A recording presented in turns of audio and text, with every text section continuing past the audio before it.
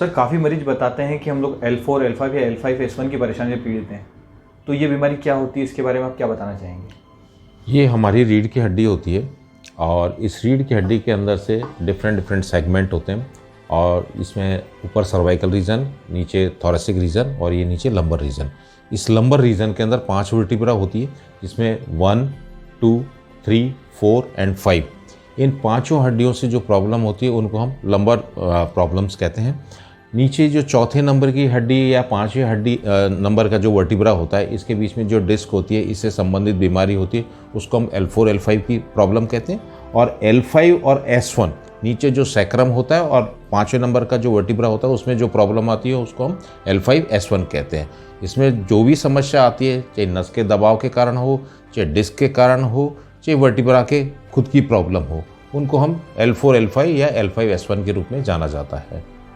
Sir इसके लक्षण किस प्रकार के होते हैं जब इस तरह की कोई तकलीफ होती है मरीज को? तो इसके अंदर से जो दिक्कत आना चालू होती है तो पेशेंट को सिम्टम्स जो सबसे पहला आता है, दर्द आता है।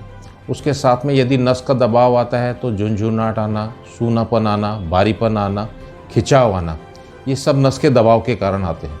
यदि थोड़ा बहुत दर्द रहता है, हल्का फुल्का दर्द रहता है, तो मांसपेशियों के दर्द के कारण भी हो सकता है। ये ज़रूरी नहीं है कि हर चीज़ के समस्या कोई गंभीर समस्या हो।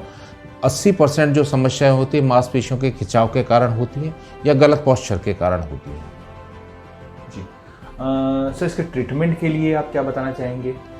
अमूमन जब एक्यूट पेन होता है तो पेशेंट को या तो रेस्ट किया जाए या उसको कोई एनाल्जेसिक या एंटी इन्फ्लेमेटरी मेडिसिन दी जाए, या जिस चीज़ के कारण वो दर्द हुआ है, उसकी अनवांटेड पोस्चर के कारण हुआ है, कोई ट्रॉमा के कारण हुआ है, उससे हमें उसको बचाव किया जाए।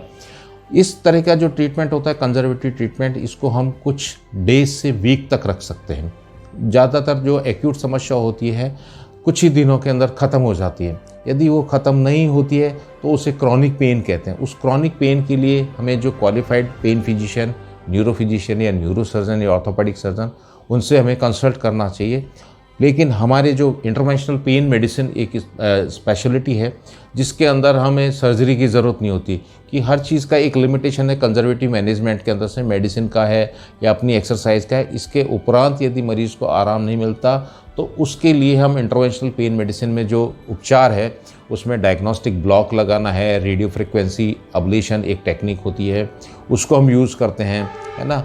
और बाकी एडवांस इंटरवेंशनल प्रोसीजर्स होते हैं जैसे न्यूक्लियोप्लास्टी है, बाईएक्यूप्लास्टी है, सो मेनी प्रोसीजर्स जिनसे हम सर्जरी से बच सकते हैं।